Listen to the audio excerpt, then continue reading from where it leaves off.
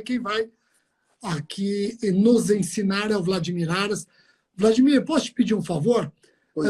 Se você puder, eu sei que todos te conhecem, mas como depois eu coloco no canal do YouTube, se você puder rapidamente se apresentar, eu já fiz uma apresentação simples ali no banner, mas se apresentar e a gente já começa a bater um papo, porque nós temos um limite imposto pelo Instagram.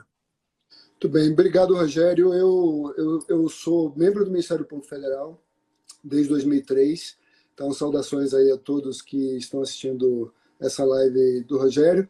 Eu fui promotor de justiça na Bahia durante quase 10 anos. Na vida acadêmica, eu sou professor de processo penal e direito internacional. Aliás, direito internacional foi a minha primeira cadeira concursada como professor. Eu comecei na Universidade Estadual na Bahia, depois que eu passei a lecionar em processo penal. E aí, desde então, como o Rogério sabe, eu tenho tentado trazer essas duas coisas próximas, o direito internacional e o direito processual penal.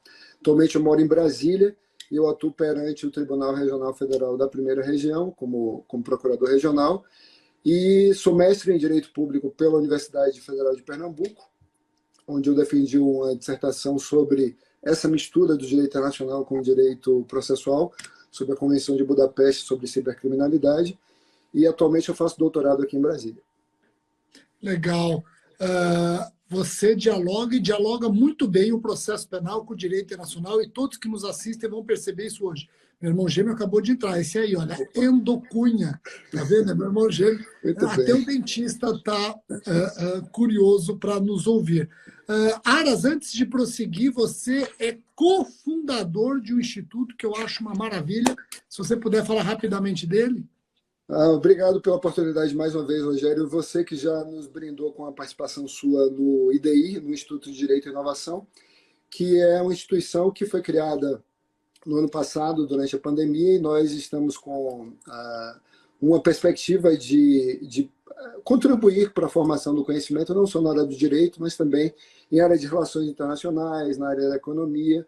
Então, é um instituto que vai voltar a fazer seus eventos a partir de agora, do mês de março, e eu convido vocês todos e todas a entrarem lá no IDI, IDI Instituto, o perfil é IDI Instituto. Vou colocar aqui enquanto o Rogério fala, e eu já devolvo a palavra a ele.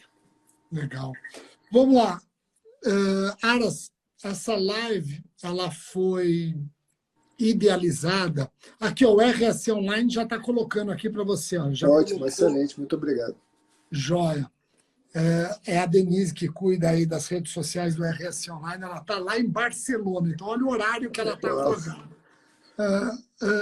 Aras, nós resolvemos trabalhar esta live, eu até te liguei por conta de uma timeline bem legal que você construiu no teu Twitter. No teu Twitter e também no Instagram, mas principalmente no Twitter, ele ficou muito bacana. E aí eu te liguei e falou, vamos conversar sobre isso, vamos democratizar, debater, porque 140 caracteres acaba... o número de 140 caracteres não combina com a importância do assunto. Então, eu quero começar pelo TPI. Muitas pessoas me perguntando sobre o Tribunal Penal Internacional neste cenário, aqui imaginando o Putin como eventual autor de crimes de competência do TPI, mais precisamente crimes de guerra, e o povo ucraniano como vítima desses crimes de guerra. Mas tem um problema. O TPI, esse Tribunal Penal Internacional, essa jurisdição penal internacional permanente, o TPI ele nasce no Estatuto de Roma. Em 1998, salvo engano, você me corrija. O TPI nasce em 1998, os estados signatários não podem receber o Estatuto de Roma em partes, tem que aceitá-lo 100%, mas a Ucrânia e a Rússia não assinaram o Estatuto de Roma, não fazem parte do Estatuto de Roma. Como que o Tribunal Penal Internacional, no caso o procurador do TPI, vai poder começar uma investigação? Eu queria que você explicasse isso. O TPI tem jurisdição nesse caso? Muito bom ponto inicial, Rogério. A gente tem que lembrar que a guerra tem vários frontes, né? Tem o fronte lá mesmo dos combatentes, e que é o fronte mais difícil, mas também tem um fronte jurídico. Nessa perspectiva, a Ucrânia tomou várias iniciativas contra a Federação Russa, entre elas uma perante o TPI, que responde a sua pergunta. De fato, como você disse, o Estatuto de Roma de 1988 constituiu o TPI, o Tribunal Penal Internacional, como um tribunal independente e um tribunal permanente. Um tribunal permanente que funciona por um critério de complementaridade quando a justiça interna, quando a jurisdição doméstica dos estados não opera. Então, esse é um primeiro aspecto bastante importante. O segundo aspecto, que também está embutido na sua pergunta, diz respeito aos estados-partes. Além dos que você mencionou, Rússia e Ucrânia, os beligerantes, os estados beligerantes, que não são parte do Estatuto de Roma, nós temos outras potências internacionais que tampouco são parte. Exemplo, Estados Unidos e China. Então, só para a gente começar, a gente já vê que o TPI tem essa fraqueza, uma fraqueza que retira da sua alçada, pelo menos diretamente, estados muito importantes da comunidade internacional, como também Israel. Israel também não é parte. Mas isso não é impeditivo do exercício da jurisdição do tribunal em certas situações. E eu mencionei Israel porque existe, já antes do caso da Ucrânia, uma investigação aberta pela Procuradoria do TPI, ainda pela antiga procuradora Bensouda, que era da República do Gâmbia, Gana, né? que iniciou uma apuração sobre os eventos ocorridos na Palestina. Vejam só que confusão. A Palestina não é reconhecida como Estado por muitos países, mas a Palestina é Estado parte do TPI, é um país parte, pelo menos, a jurisdição parte do TPI. E como é um tratado, presume-se, pelo menos, que seja um Estado ou uma organização internacional. Como não é uma organização internacional, só pode ser na condição de Estado que ela participa desse tratado.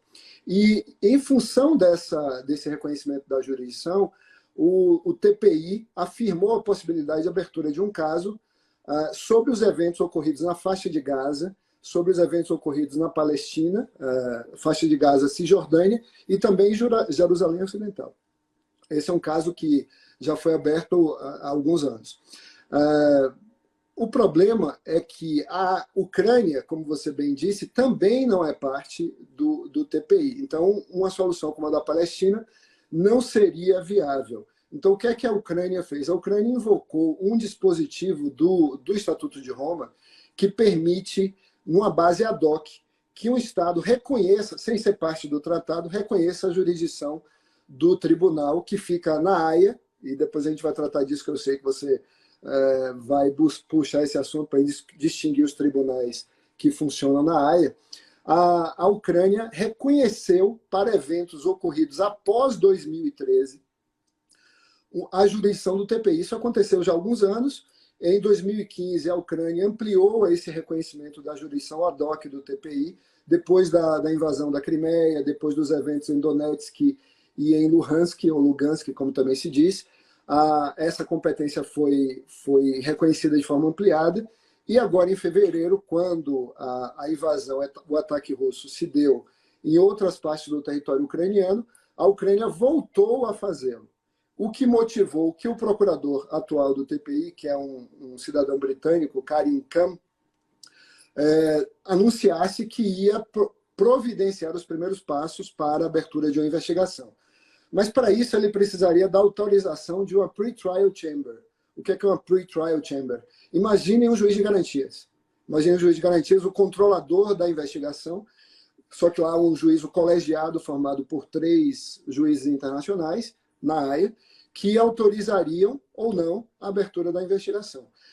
Ao fazer esse anúncio, o nosso colega lá, Rogério, o Dr. Khan, ele deu uma sugestão de que a comunidade internacional acionasse um mecanismo mais acelerado para a abertura da investigação criminal pelo TPI, que é o que está previsto no artigo 14 do Estatuto, que é o chamado referral. Na tradução em português, português do Brasil, do Estatuto de Roma, isso está lá mencionado como denúncia por um Estado-parte. É como se fosse uma notícia-crime qualificada pela qualidade da uma requisição, chamemos assim, para ficar mais preciso dentro da nossa lógica do processo penal, como se fosse uma requisição do ministro da Justiça. Então, no caso, aí nós teríamos o quê? Nós teríamos uma autorização de um Estado-parte do TPI ao procurador do TPI para iniciar essa investigação num fast track, num caminho mais acelerado do que aquele que seria percorrido com a abertura da investigação somente pela autorização da Pre-Trial Chamber. De todo então, modo... nesse caso, haveria, então, a dispensa do pre-trial? Não há dispensa. A dispensa da decisão inicial quanto à abertura em si então, mesmo da investigação. Então, seria uma investigação, entre aspas, provisória, cautelar, se é que eu posso falar isso, enquanto não acontece o julgamento pela investigação definitiva. O tribunal agora decidirá primeiro se tem jurisdição, né, reconhecer a jurisdição. Eu vi que a presidência do tribunal já distribuiu o caso para a Pre-Trial Chamber número 2, ou seja, o juízo, em português do Brasil está escrito juízo de instrução, o que não é um bom nome, você sabe bem por quais motivos, né? Porque confunde muito com o juízo de instrução e não tem nada a ver com o juízo de instrução. É uma Câmara colegiada de controle da investigação preliminar pelo Ministério Público, ou seja, pela Procuradoria do TPI. E essa investigação terá curso perante 3 juízes, conduzida pela Procuradoria do TPI, terá curso perante 3 juízes, inclusive um deles, a juíza Tomoko Akane, do Japão. Eu tive a alegria, a felicidade de ser aluno dela lá em Tóquio, um curso que eu fiz numa instituição que é sediada em Tóquio, que é a UNAFEI.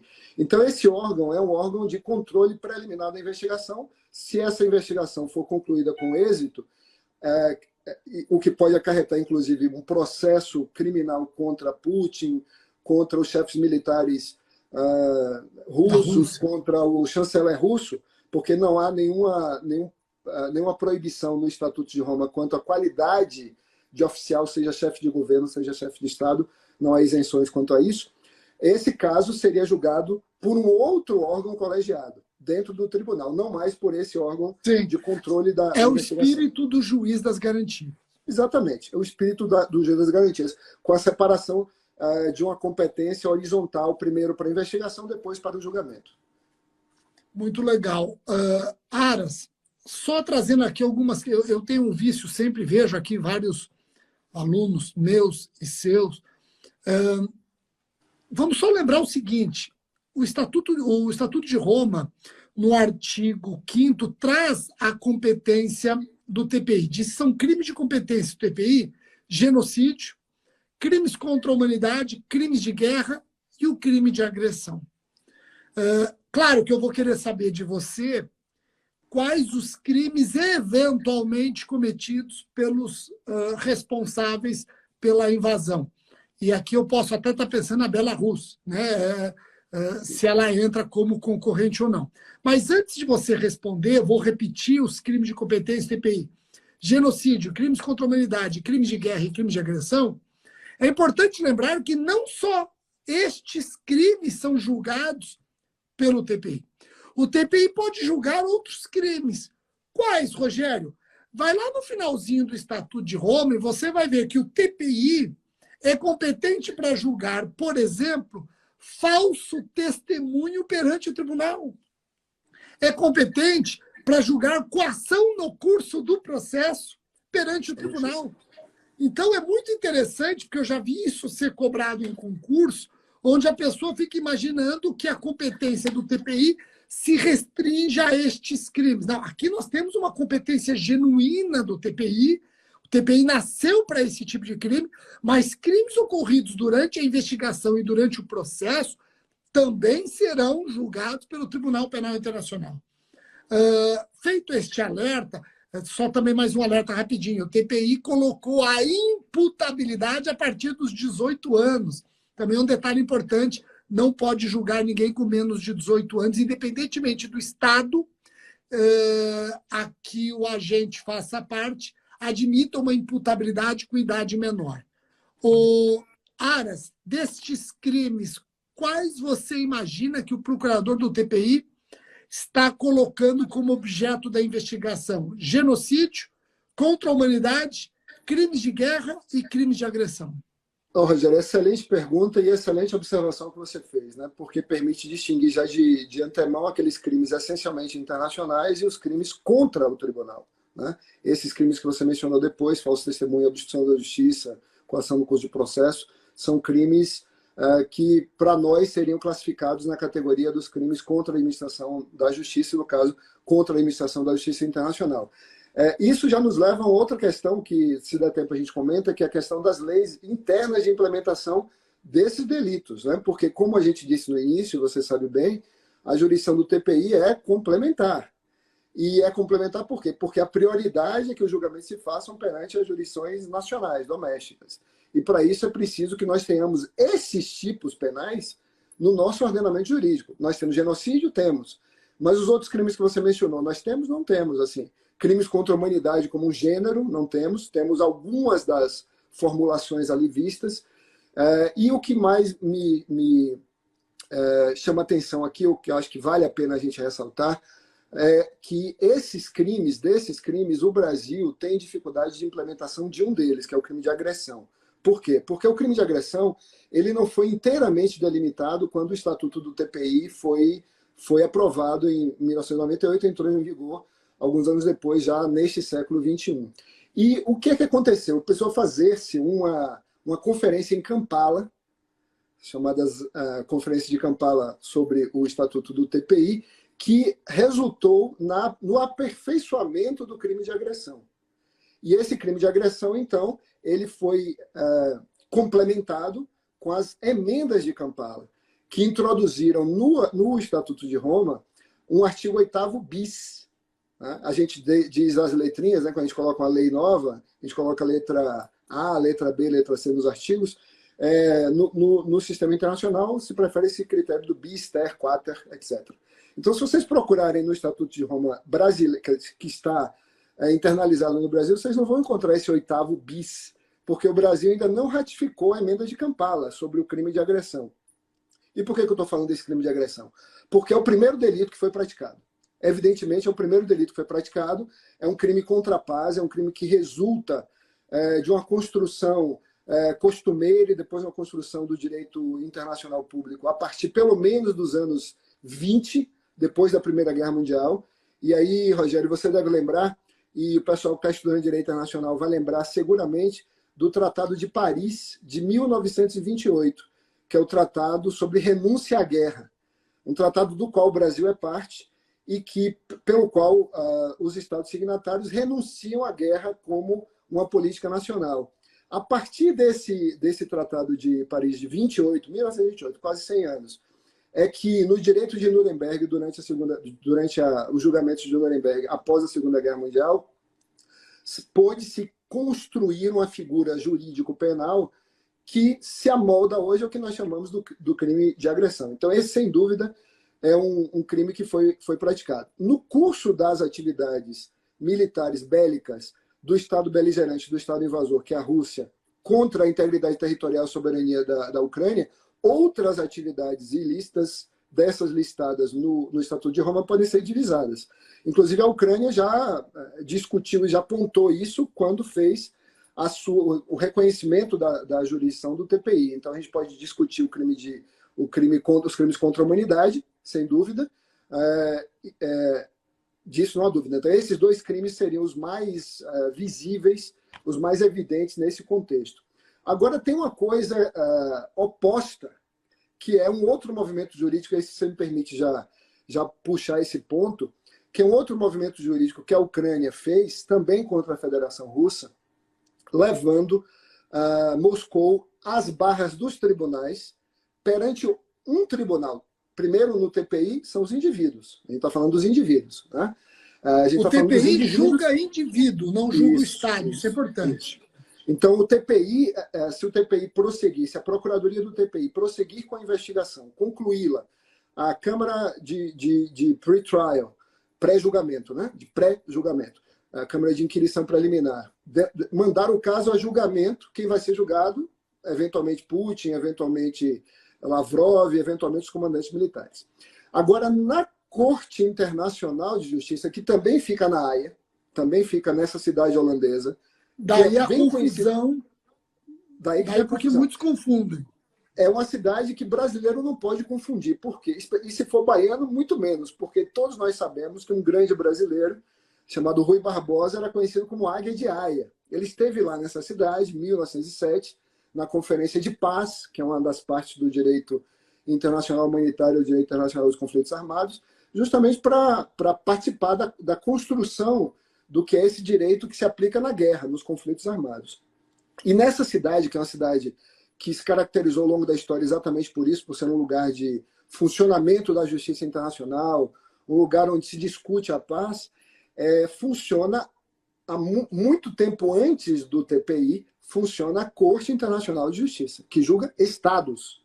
A Corte Internacional de Justiça julga soberanias, não julga pessoas físicas de Putin, de Lavrov ou de quem quer que seja. Então, ali, a Ucrânia fez um movimento jurídico contra a Federação Russa para que a Rússia seja responsabilizada internacionalmente pela violação desse direito internacional, ou seja, da Carta das Nações Unidas, que veda esse tipo de agressão, que recomenda a solução pacífica dos conflitos e que impede que haja uma guerra como política nacional, né? Esse conjunto convencional e esse conjunto costumeiro. Muito bem.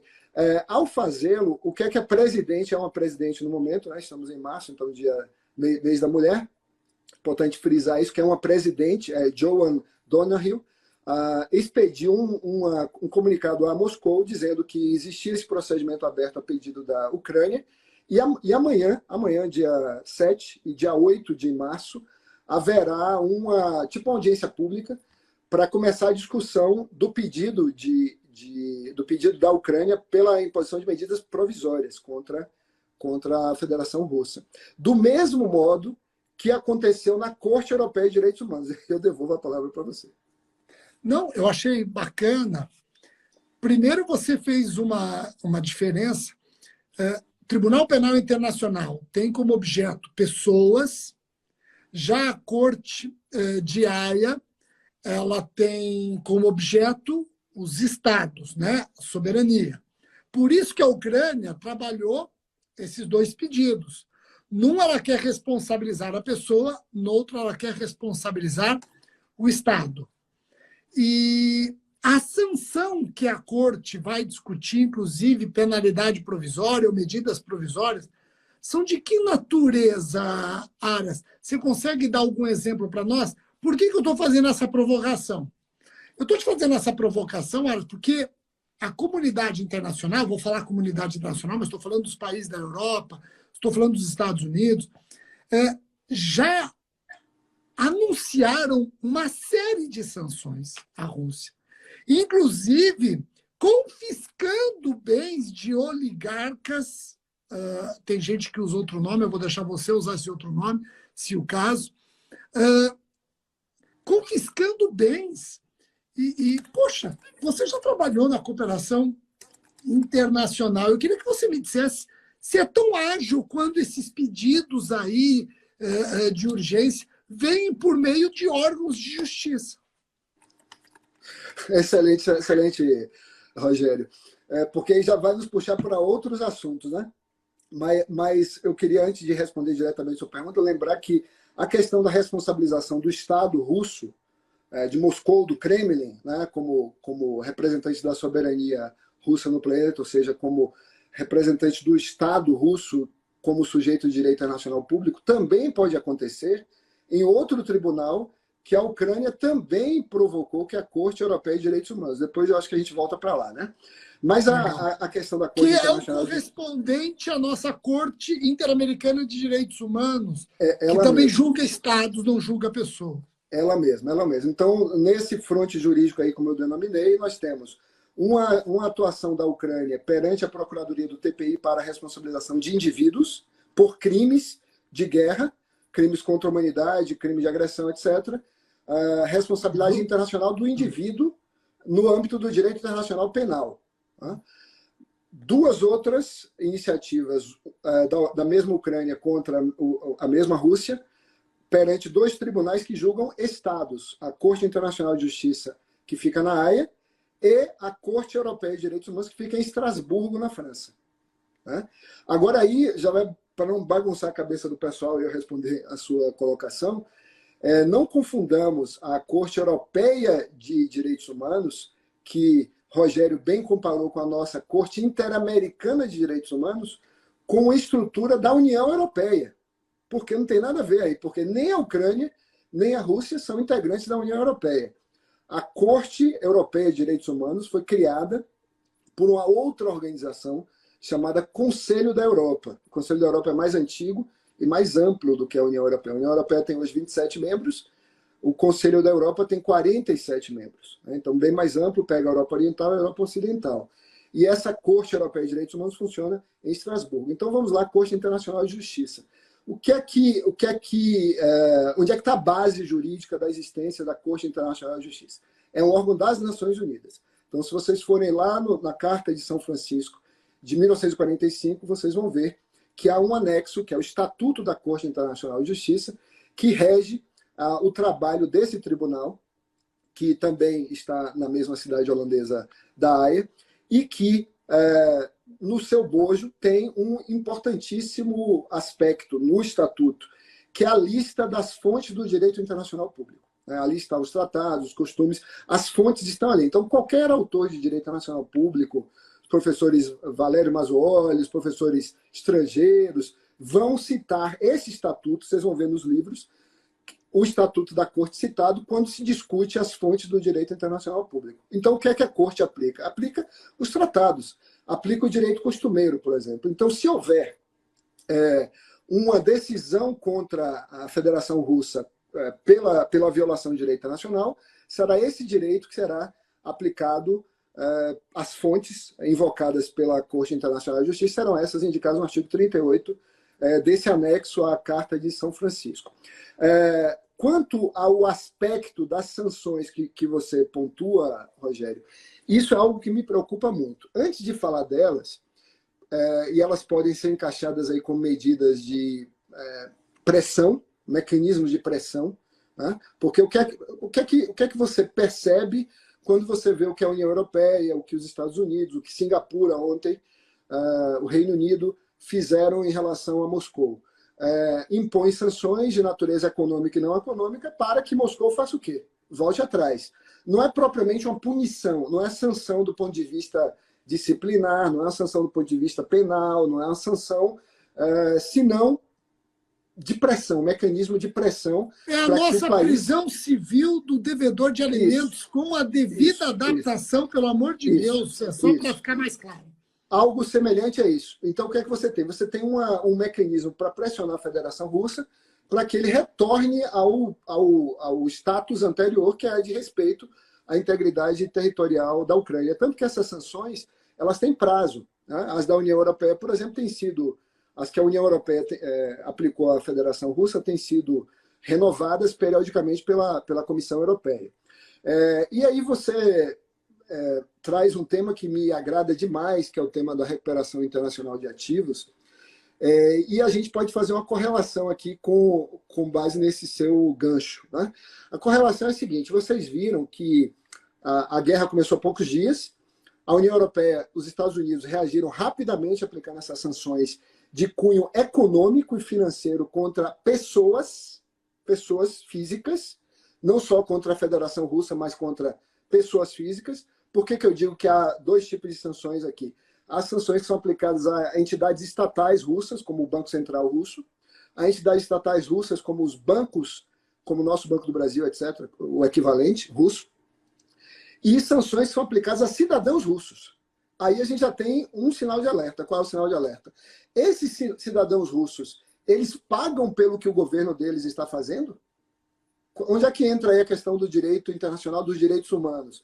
Esses cidadãos russos não têm direito à propriedade, esses cidadãos russos não têm direito ao devido processo legal, esses cidadãos russos não têm direito a um recurso contra uma decisão dessa natureza, porque está em jogo, oligarcas ou não, cleptocratas ou não, todo mundo tem direito ao devido processo legal. Então, esse é um aspecto interessante a se abordar. O segundo aspecto é aquele no qual o Rogério tocou, que é o seguinte: quando o Ministério Público brasileiro, o Ministério Público estrangeiro de qualquer país, ou quando a polícia realiza uma medida de persecução penal transnacional para recuperar ativos, para localizar dinheiro do narcotráfico, do PCC, trazer dinheiro de volta dos corruptos que expoliam o Brasil, ou para fazer algum tipo de medida cautelar transnacional, vocês não imaginam as dificuldades que nós enfrentamos para que uma medida como essa seja implementada nos Estados Unidos, ou no Reino Unido, ou em grande parte dos países europeus. É muito difícil. É muito difícil. E muitas vezes há uma barreira para que essas medidas sejam implementadas, que é a barreira da pessoa jurídica. Porque se você não consegue dizer quem é o beneficiário final por trás daquela pessoa jurídica, você não consegue ligar a ação penal aqui ao patrimônio lá, porque o patrimônio está em nome de um trust, o patrimônio está em nome de uma empresa qualquer, um offshore qualquer, né? Uma pessoa jurídica constituída para lidar com blindagem patrimonial para ocultação patrimonial. O que nós vimos acontecer agora foi muito curioso. Por quê? Porque muito rapidamente as pessoas jurídicas usadas por esses oligarcas russos, existem oligarcas em outros países também, né? Esses são os russos. Esses oligarcas russos, as pessoas jurídicas que eles utilizam para blindagem patrimonial, para comprar esses super iates, não são pequenos iates, são mega iates, essas pessoas jurídicas foram rapidamente identificadas, os beneficiários dessas pessoas jurídicas foram rapidamente identificados e os ativos foram rapidamente bloqueados. E aqueles que não foram bloqueados foi porque fugiram para alguma ilha aí do Pacífico antes das medidas aduaneiras serem implementadas pelos países, como a França conseguiu fazer em Marselha com um desses iates. Então já coloca um pouco em dúvida as dificuldades que o sistema de justiça criminal regular tem para o enfrentamento da lavagem de dinheiro e do crime organizado, quando, numa situação de conflito como essa, porque houve interesse político, o problema é a vontade política, houve uma reação imediata dessas autoridades. Eu ia falar exatamente isso. A diferença é que houve vontade política, deu-se um bypass, porque quando você segue a cartilha, você se depara com obstáculo, você se depara com morosidade, você se depara com burocracias, e nada disso estava presente no momento de os estados agirem. Aras, deixa eu te fazer uma pergunta. Você até mencionou o devido processo legal, tá? Eu vi algumas pessoas comentando aqui que já existem recursos desses oligarcas. Eles não gostam de ser chamados de bilionários, eles gostam de ser chamados de oligarcas. Eu não ia me importar ser chamado de bilionário, é que eu nunca vou ser chamado, mas não me importa, não ficaria triste. Aras, eu não sei se eu vou te colher de surpresa, mas que recurso é esse que um oligarca pode ingressar para tentar retirar o seu patrimônio desse, entre aspas, confisco, desse congelamento, desse bloqueio? Que recurso que é e para onde? Nós podemos imaginar várias soluções aí, Rogério. Veja só, existem situações semelhantes a essas de inclusão de pessoas físicas em listas de sanções. O exemplo mais comum é do Conselho de Segurança das Nações Unidas, dos comitês de sanções, né? E eu trago esse assunto para responder a sua pergunta, porque ele se liga a uma lei brasileira, e eu já vou dizer qual é. Né? Então, na estrutura das Nações Unidas, a gente tem o Conselho de Segurança, vocês viram o poder que o Conselho de Segurança tem, é grande, mas é limitado pelo poder das potências com veto, né? Os chamados 5P, os 5P, inclusive a Rússia. Né? Esse Conselho de Segurança ele pode estabelecer sanções a pessoas que são identificadas como terroristas ou integrantes de organizações terroristas. Em relação a essas pessoas, essas sanções multilaterais são muito semelhantes às que a Rússia está sofrendo agora, ou seja, que cidadãos russos estão sofrendo agora. São de que tipo? Sanções econômicas. Essas pessoas ficam, por serem terroristas ou ligadas a entidades terroristas, ficam proibidas de abrir contas bancárias no exterior, ficam proibidas de comprar armas, existe um embargo de armas, ficam sujeitas a medidas migratórias, proibidas de obter visto de um certo país, se tem visto, perde o visto. Então, são limitações à mobilidade dessas pessoas internacional, limitações a transações financeiras internacionais e limitações relacionadas à aquisição de produtos perigosos, armas especialmente. Mas quem estabelece isso é um mecanismo multilateral, que é o mecanismo do Conselho de Segurança ou dos comitês de sanções específicos que são criados pelo Conselho de Segurança. Então, tem comitê de sanções para a Al-Qaeda, tem comitê de sanções para o Talibã, tem comitê de sanções para o Iêmen, comitê de sanções para vários cenários de conflito. Ok? Bom, uma vez que você entra numa lista como essa, eu já respondo a sua pergunta, a pergunta de quem fez, aliás. Uma vez que uma pessoa entra numa lista como essa, o que é que ela pode pedir? Um delisting. Primeiro é pedir que o próprio comitê ou um órgão criado como um órgão recursal interno administrativo na estrutura da ONU, do mesmo modo que alistou, a desliste, exclua da lista. Né? Então, esse procedimento internacionalmente é conhecido como delisting. Né?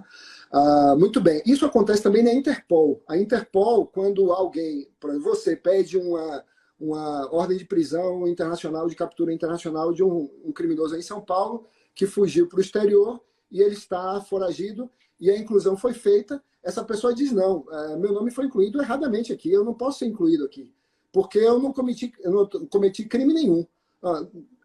E isso já aconteceu na história do Brasil uma vez.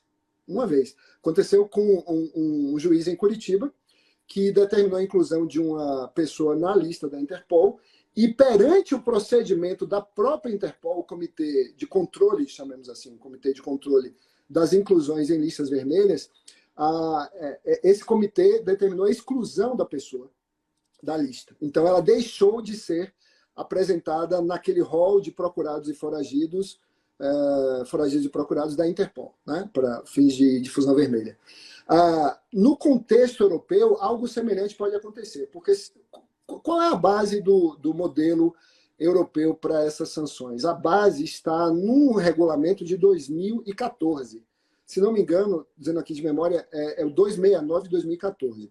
Esse regulamento foi instituído em 2014 pelo Conselho Europeu, pelo Conselho da União Europeia, exatamente para lidar com as situações de beligerância de 2014. Vocês lembram que 2014 foi quando houve a invasão da Crimeia, a anexação da Crimeia.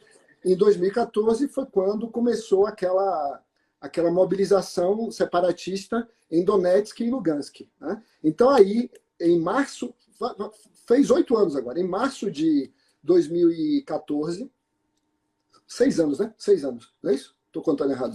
8 anos. 8 anos.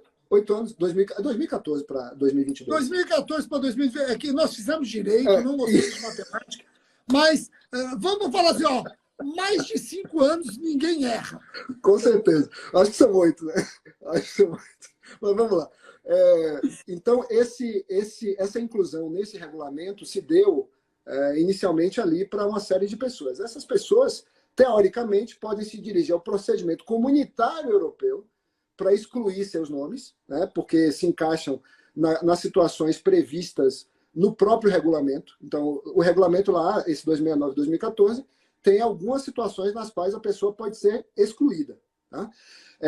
A outra solução, vocês viram que nos 3 exemplos que eu dei, diante do direito comunitário, diante do direito onusiano das Nações Unidas, perante o Comitê de Segurança, ou perante a Interpol, esse recurso seria um recurso, digamos assim, administrativo. Mas você pode recorrer a organismos internacionais, como a Corte Europeia de Direitos Humanos, e dizer, ó, Estados europeus como a França violaram o meu direito. Eu sou um oligarca russo, mas eu não tenho nada a ver com o Vladimir Putin. Eu não tenho nada a ver com isso aí. Eu não apoio o governo dele, nunca apoiei, e vocês bloquearam meu iate, meu belo iate. Então, a França violou meu direito de propriedade, que está previsto no protocolo número... Nunca lembro se é o número 1 ou número 2. A Convenção Europeia de Direitos Humanos. E esse direito de propriedade poderia ser tutelado pela Corte Europeia em Estrasburgo.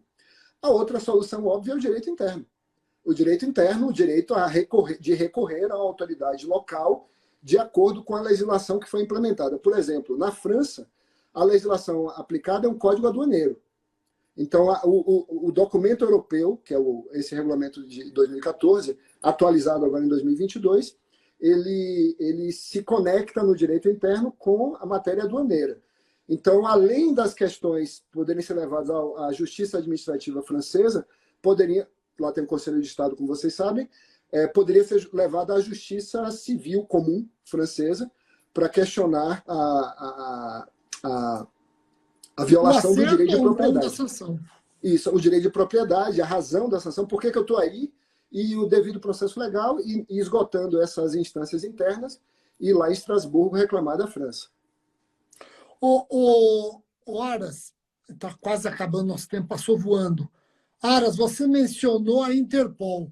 Eu não posso deixar de lembrar que a Ucrânia, ela, entre aspas, exigiu, e essa é uma matéria jornalística, claro, que carece de termos técnicos, exigiu a expulsão da Rússia da Interpol. Você quer falar rapidamente sobre isso? Gostaria sim, porque da é muito possibilidade do pedido? Eu acho muito interessante esse movimento ucraniano, mas dos 4, são 4 aí que a gente contou, né? Uma ação perante o TPI, uma ação perante a Corte Internacional de Justiça, o processo em Estrasburgo, na Corte Europeia de Direitos Humanos, do qual resultou uma medida cautelar, uma medida provisória, foi emitida por Estrasburgo contra a Rússia, para proteção do direito à vida, da proibição da tortura, etc. Isso já está em vigor, uma medida contra a Rússia, de natureza cautelar contra a Rússia, expedida por Estrasburgo, né? Então aí é interessante porque a gente vê o direito internacional dos direitos humanos operando também no campo em que opera o direito internacional dos conflitos armados, os dois direitos operando ao mesmo tempo, né? E a Interpol foi o outro ponto que a Ucrânia procurou atacar nesse ambiente do fronte jurídico. Só que aí eu tenho uma preocupação quanto a isso. E eu vou usar um exemplo brasileiro recente para vocês perceberem quais são as repercussões disso. Um Estado fazer parte ou não da Interpol depende de si mesmo. A Interpol, a Organização Internacional de Polícia Criminal, vai fazer 100 anos agora.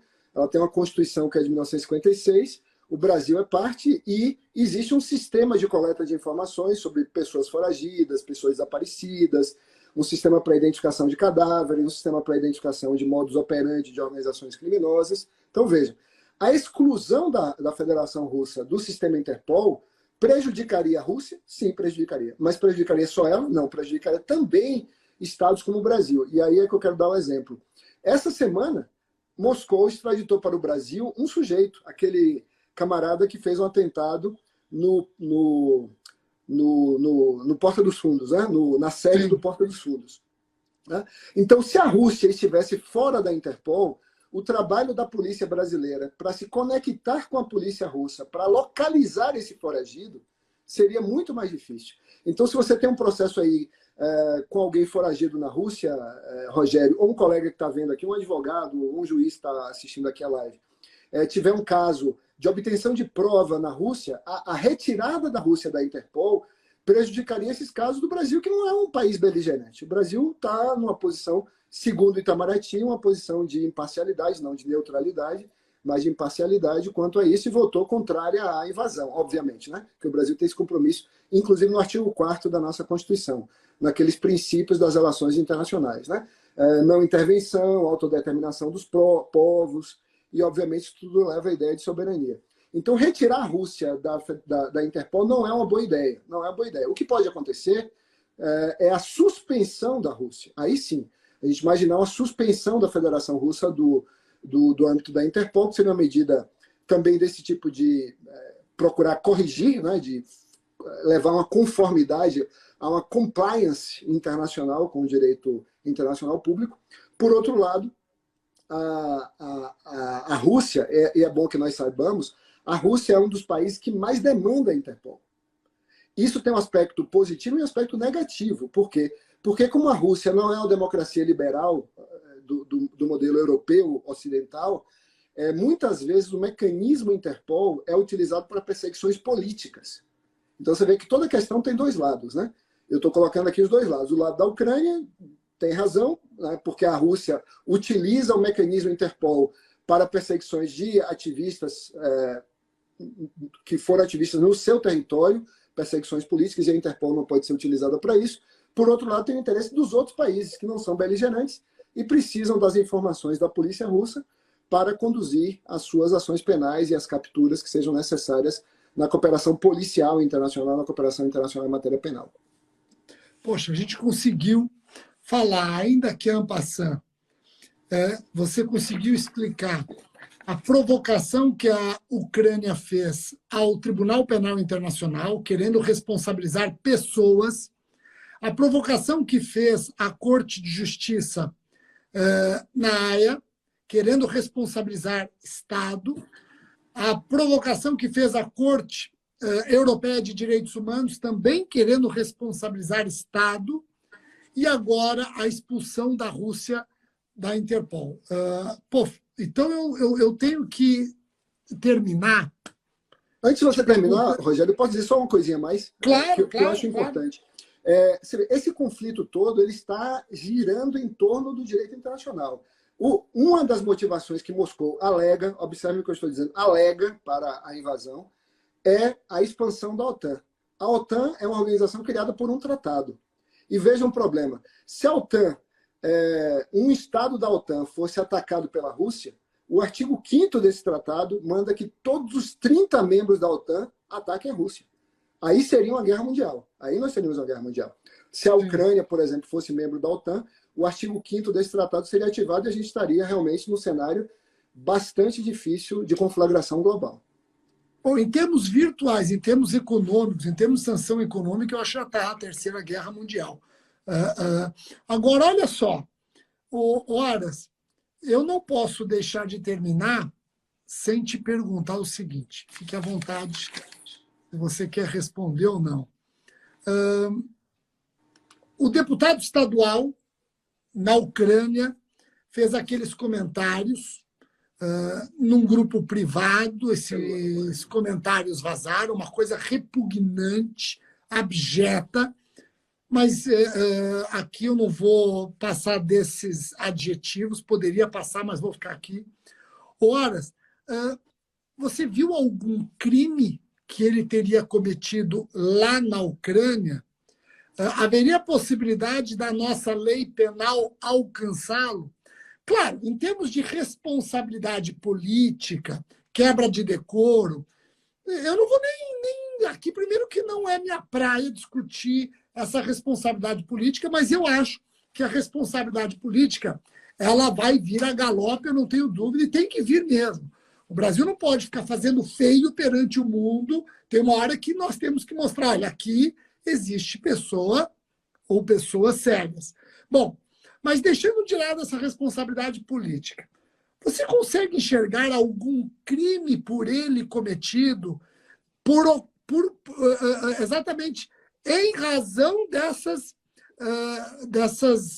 desses áudios? Eu não estou falando em outras coisas que estão falando por aí, que ele teria ido lá, a pretexto de fazer uma coisa, fez outra. Não. Eu quero falar o que está estampado. Ele já admitiu que os áudios são dele, então não pode falar em manipulação, etc. Você enxerga algum crime? Se você enxerga algum crime, a nossa lei pode alcançá-lo com fundamento em qual artigo, qual dispositivo do Código Penal? Muito bem, ótima questão, Rogério. Além de ser bastante infeliz, muito mais do que infeliz aqueles áudios do deputado estadual, é importante que nós lembremos que esse evento tão desagradável acontece de novo, né? Se não foi no mês da mulher, foi basicamente agora que essa questão explodiu, né? Durante o mês de março, já enquanto nós estamos. Então, ainda pior. E ainda pior porque pessoas em situação de conflito ficam ainda mais vulneráveis. Então, nós sabemos que em países machistas, as mulheres são mais vulneráveis, e em situações de guerra, quando são refugiadas ou quando são meramente deslocadas. Imagina você ser deslocado, como aconteceu em Petrópolis, pessoas deslocadas por conta de uma catástrofe ambiental. Agora imagine você ser deslocado ou ter de virar um refugiado em função de uma guerra, a sua situação de vulnerabilidade. E especialmente se você ainda é pobre, né? Porque ele ainda usou essa expressão, ser pobre é mais fácil. Então, ou seja, nós temos um encontro, aí nós temos uma fusão, um encontro, uma intersecção de vulnerabilidades. Né? Exatamente, exatamente. Intersecção de vulnerabilidades. Aquele outro assunto sobre o qual nós já conversamos, daquele estupro lá na Itália, né? A moça era migrante. Você está lembrado disso? A vítima do estupro do jogador brasileiro era migrante. Então, mulher mais pobre, um número menor, uma só diante de um grupo de 6 ou, sei lá, 7 agressores. E aí, essa situação da Ucrânia é muito pior. Né? Então, nós trouxemos, só para você saber, nós trouxemos no RS Online, faço questão de mencionar, porque ela é sua conterrânea. É um orgulho do Ministério Público Brasileiro, a Lívia Vaz. A Lívia Santana Vaz. Colega. Maravilhosa. E ela deu uma aula para nós sobre racismo, racismo ambiental, racismo recreativo, racismo religioso. E lá falamos de interseccionalidade, falamos dessa pluralidade e vulnerabilidade. E o exemplo brasileiro é muito mais de pluralidade e vulnerabilidade do que não. Você pega uma mulher moradora de rua, ou seja, pertencente a uma população de rua, pop rua, e negra. Aí você tem mulher, na verdade, não mulher, você tem a transexual negra moradora de rua. Então, vejam só quantas vulnerabilidades somadas. Né? Bom, desculpa. Estou perguntando se é a Lívia Santana. Sim, a Lívia Santana Vaz. Bom, Rogério, aí veja só, eu não consigo ver um crime. Há um ilícito, esse ilícito deve ser discutido pela Assembleia Legislativa de São Paulo. Eu acho que os colegas dele têm um papel importantíssimo a desempenhar aí, porque, para mim, a falta de decoro é o ilícito em si. Mas um crime da legislação penal brasileira eu não consigo enxergar. Violência psicológica, teoricamente, né, a gente poderia pensar ali, mas com alguma dificuldade de enquadramento. Né? O problema adicional existirá na legislação ucraniana uma figura típica correspondente para a gente assegurar a dupla incriminação? E, se for o caso, aí a última parte da sua pergunta é sobre qual seria o fundamento. É o artigo 7º do Código Penal, né? Extraterritorialidade da lei penal brasileira, alcançando o brasileiro que tenha cometido um crime no exterior e tenha depois retornado ao Brasil para sei lá o quê, e aí fica sujeito à jurisdição brasileira. O problema é a pena, né? Porque para você punir esse brasileiro que cometeu o crime no exterior, o crime que ele cometeu, em tese, tem que preencher os requisitos que um crime deve preencher para nós autorizarmos a extradição de um estrangeiro. Isso, tem que ser um crime extraditável, além dessa condição óbvia de retornar, estar sujeito à jurisdição direta do Brasil, tem que ser um crime extraditável. E pelo tamanho das penas, isso pode ser um problema. Isso pode ser um problema por quê? Porque o Brasil não tem um tratado de extradição com a Ucrânia. Não tem nenhum tratado com a Ucrânia, na verdade, de cooperação em matéria penal. E aí nós temos que recorrer ao critério da geral do direito interno brasileiro, que é o da Lei 13.445, para verificar se o tamanho da pena desse delito teórico no Brasil e do delito teórico na Ucrânia seriam compatíveis com o processo extradicional. De todo modo, é algo bastante difícil, de difícil implementação. O caminho mais razoável seria esse, evidentemente, da vergonha pública que ele já passou e está passando, e de uma responsabilidade política perante o órgão competente, que é a Assembleia Legislativa de São Paulo. Só fazer duas observações. Tanto eu quanto o Aras não acreditamos numa tipificação penal. Tem gente aqui falando, mas foi num grupo privado. Nada disso importa, porque eu não consigo imaginar um tipo penal. Agora, não me digam que ele não agiu com dolo, porque a vontade de dizer e pensar o que ele disse, ele tinha. O outro detalhe, Aras, que eu queria aqui colocar é o seguinte. Se nós tivéssemos... Aqui é uma provocação para encerrar. Uma provocação. Como membro do MP, eu não posso deixar de fazer essa provocação. Se nós não tivéssemos desidratado a lei de improbidade administrativa, de repente, ali estaria o campo fértil para uma punição que todo mundo quer ver e não vai ver. Artigo 11. Exatamente. Aquele soldado de reserva do artigo 11 acabou. Então, vocês que eventualmente aplaudiram a desidratação da lei de improbidade, Durmam com essa, né? Assédio sexual, assédio moral, essas condutas como essa é uma espécie de assédio, né? Hoje não são atos de improbidade. Pelo menos se prevalecer essa lei, se ela não for considerada um retrocesso diante dos caminhos que o Brasil já percorreu até aqui na defesa da integridade da administração pública. E vejam, defender a integridade da administração pública não é só defender o dinheiro público, é defender a integridade desse tipo. Quem é que quer um legislador com esse pensamento?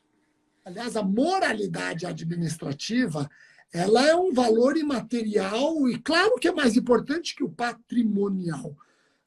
Por isso que eu questiono essa aplicação do princípio da insignificância nos crimes contra a administração pública, porque você está patrimonializando o bem jurídico.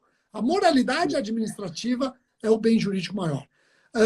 Em resumo, Vlad, o que você conseguiu fazer em 57 minutos? Você conseguiu falar da responsabilidade penal das pessoas responsáveis, a responsabilidade penal das pessoas agressoras perante o TPI, responsabilidade da Federação Russa, do Estado perante a Corte de Justiça na Haia, a responsabilidade do Estado russo perante a Corte Europeia e a expulsão da Rússia da Interpol, os malefícios e os benefícios, não só para a Rússia, como para o mundo, e terminou comentando o Arthur Duval, o seu infeliz áudio, mais do que infeliz áudio, e eventuais responsabilidades. Poxa, foi muito além do que eu imaginava, 58 minutos. Vai ficar gravada esta live, gente, fiquem tranquilos, essa live vai ficar gravada. Eu até peço para o Ara se eu posso disponibilizar no meu canal do YouTube. Como sempre. O Instagram está avisando que eu tenho 1 minuto e 55 segundos, então eu só tenho que te agradecer e passar a palavra para você se despedir. Eu agradeço muito, Rogério, eu agradeço demais essa oportunidade de falar para a sua gigantesca audiência, né? Você consegue reunir muita gente num domingo para escutar um tema tão árido quanto esse, e sempre consegue fazê-lo. Eu gostaria de encerrar lembrando Florence Nightingale, que é uma enfermeira, que é a patrona da enfermagem no mundo, e que ficou conhecida pelo seu trabalho na Guerra da Crimeia, que é uma parte da Ucrânia, hoje da Rússia, e que deve ser lembrada porque agora, nesse momento, é importante que o pessoal médico tenha proteção do direito internacional humanitário para poder socorrer essas vítimas da agressão russa em território ucraniano. E, sendo uma mulher, mais um motivo para lembrar do nome dela, Florence Nightingale. Procurem para saber mais sobre ela, que nasceu em 1820, uma impressionante história na defesa dos direitos humanos no campo da enfermagem. Obrigado, Rogério, mais uma vez. Um abraço a todos e a todas. Abraço.